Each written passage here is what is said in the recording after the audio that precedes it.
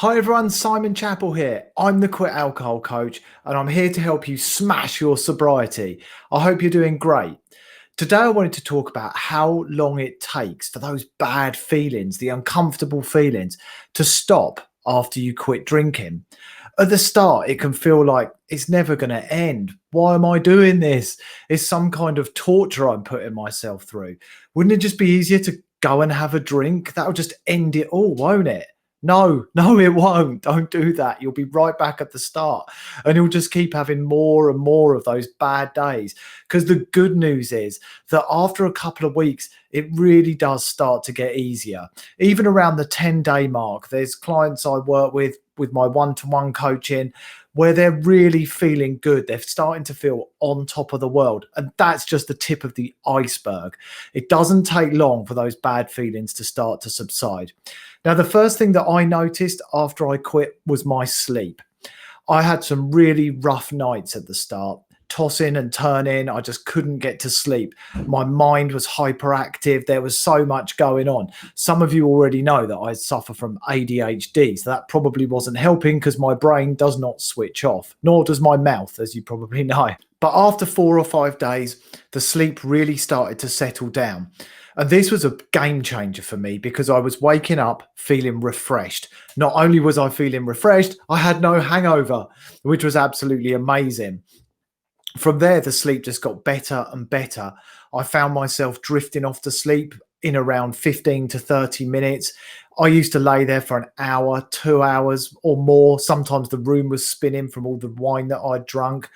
And I was getting to sleep quickly. I was waking up great. Now, here's a little thing. If you are alcohol free and you wake up and you're finding you still feel groggy, it may not be anything to do with the booze. If that keeps happening, have a look on my blog. I'll put a link in the description below this video, but it could be to do with the fact that you might be waking up during the wrong sleep cycles. I won't explain it all on this video, but if that's happening to you, look for the link in the description below and have a read of that because it will really help you.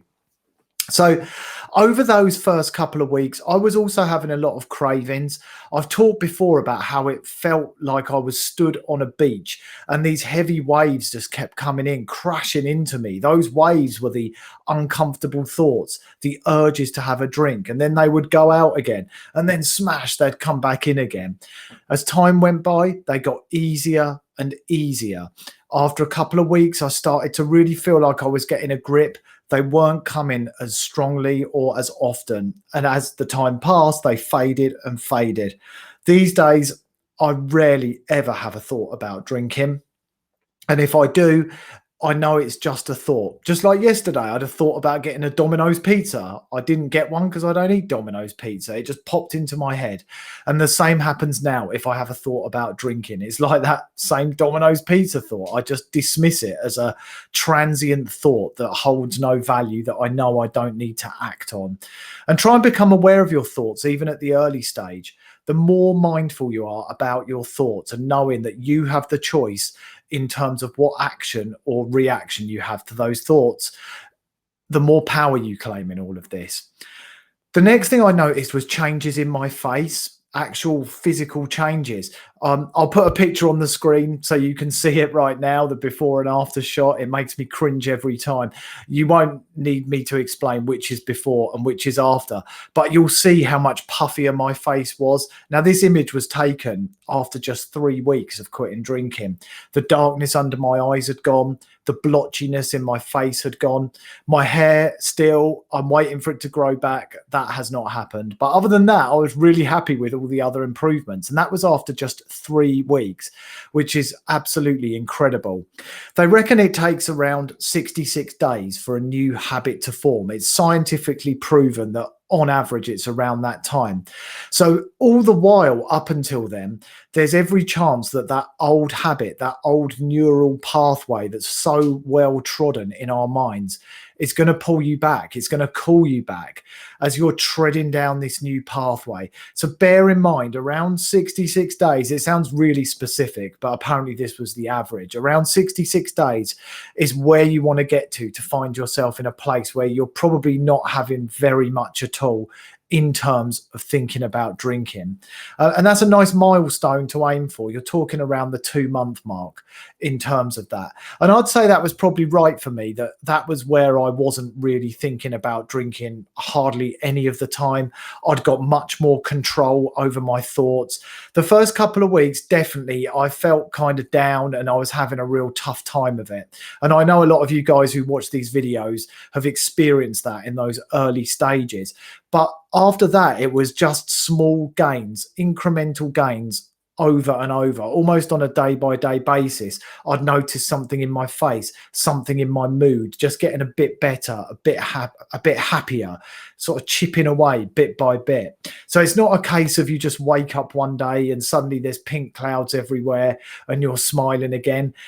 It just is like small percentage increases and it improves and improves. And the frustrating thing is I see a lot of people, they'll take a week off of drinking and that's the toughest, hardest, worst part of it. It's like some kind of military boot camp and they go back to day one and go through it again and again and again. And they're so close to starting to experience the stuff that feels so good, the changes in mood and the happiness. And I just want them to dig in a little bit. And sometimes you do have to just stick your chest out, stand in the storm, be brave, grit your teeth and get through that first week or two. And it really does start to feel much more like plain sailing after that.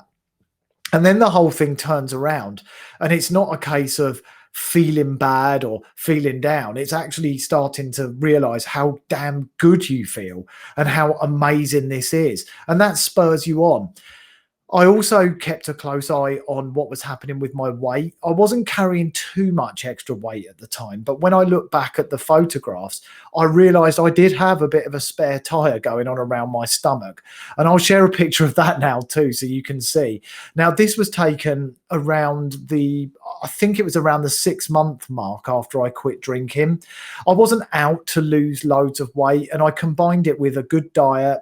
I wasn't having lots of sugary snacks or saturated fats, and I was being careful in terms of what I was doing exercise wise as well. So it was kind of a combination of the three things. But again, you can see the difference there in terms of the changes that happened to my actual body as well.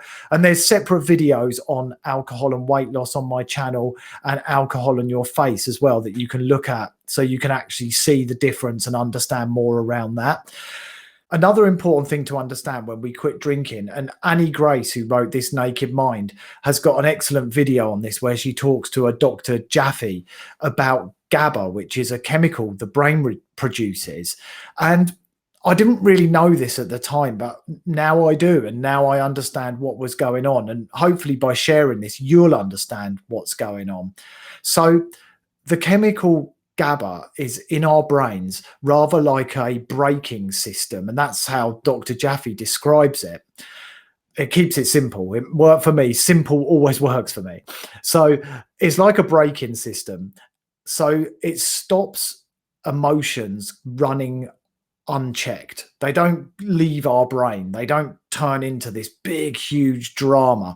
Our brain knows the brakes, an emotion comes along, the brakes go on and they don't go any further. And it's GABA that does that. When we drink alcohol, it also has the same effect. It's like a set of brakes on some of our emotions. Over time, I was drinking every day, a bottle to 3 bottles of red wine, beer on top often. Over time, what happens is the GABA stops producing. I don't know if it stops producing altogether or it reduces significantly. I'm not a brain expert. Dr. Jaffe is, so check him out. And I'll share a link to that video as well below if you want to listen to this in more detail. But what happens is the alcohol actually starts doing the job of the GABA, keeping our emotions suppressed, stopping them from running unchecked. Although the caveat with that is when we drink excessively, they can run away unchecked. But day to day, this is what happens. Now, here's the thing. When you quit drinking, your brain is no longer producing the level of GABA that it should, but you also haven't got the alcohol in your brain that's doing the same job. Your emotions can run unchecked, which is why we can find ourselves having meltdowns, feeling like we want to cry and everything's so difficult, everything's so hard. Why do I feel like this? Why am I doing it? And they can feel like they're out of control. Like the brain can become hyperactive and you can really feel these raw emotions. And a lot of it is down to that. You have no braking system from where you might have drunk day in, day out. For me, it was over 20 years, I had no brakes. This thing was like a big 16-wheel truck with no braking system of emotions just plowing through my brain.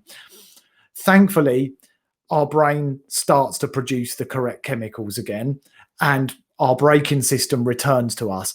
And I felt like I'd had this suit of armor that I'd worn for years and years that protected me against emotions taken off me. And I felt these raw emotions and I could feel some of them were running away with themselves unchecked and they were getting a little bit out of control. But it started to settle 1 or 2 months in. I felt like I was much more grounded, much more balanced in terms of my mindset, and definitely more mentally resilient. And that was thanks to my brain returning to a state of homeostasis, which is the natural level that it wants to be at the whole time. All the while you're drinking, this balance is constantly upset with chemicals being released like dopamine and then depressants being released to try and counteract it, like dynorphin. So you're on this constant up and down of highs and lows, and you always end up worse off than when you started. Again, Annie Grace does a brilliant video on this, which is worth looking at, but you always end up in a deficit. A happiness deficit is what I like to call it. So the long and short answer to this is that in terms of time, it's incremental. You see improvements ongoing. The first week can be crappy. Prepare yourself for a tough time. Make yourself a safe space around you so that you won't drink, and you've got the support, the accountability, the tools that you need. There's a bunch of other videos on my channel about that will help you and set you up for success. After that, it gets better and better. Yes, there will still be bumps in the road. You might have the odd blue day, a day that feels tough. That might be post-acute withdrawal symptoms showing up. They go as quickly as they come, but prepare yourself for them. There's an article on my blog about that as well. I'll put a link to it in the description of this video.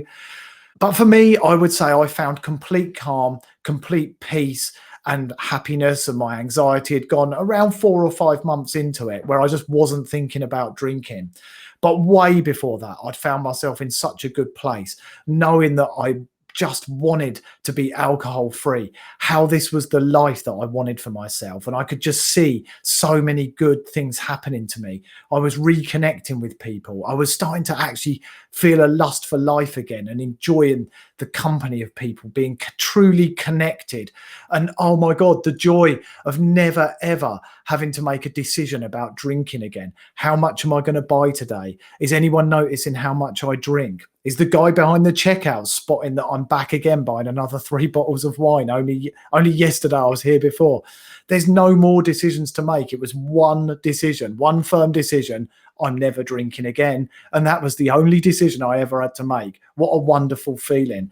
And it fills me with joy right up to this very moment. So know that things will get better. Those bad feelings, they don't last too long. And it is a case of standing in the storm. And I did another video on that too.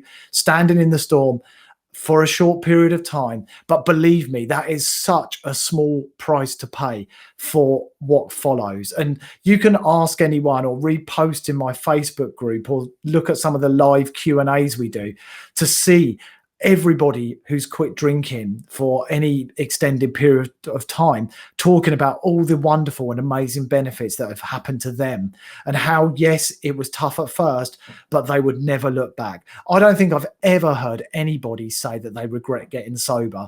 It's the best decision I ever made. And if you need support or you're finding it tough in those first few weeks, like I say, look on at the other videos here on the YouTube channel, check out my blog, join my Facebook group, connect with me on Instagram. And if it's really tough, shoot me a message. I try and reply to all the messages I get.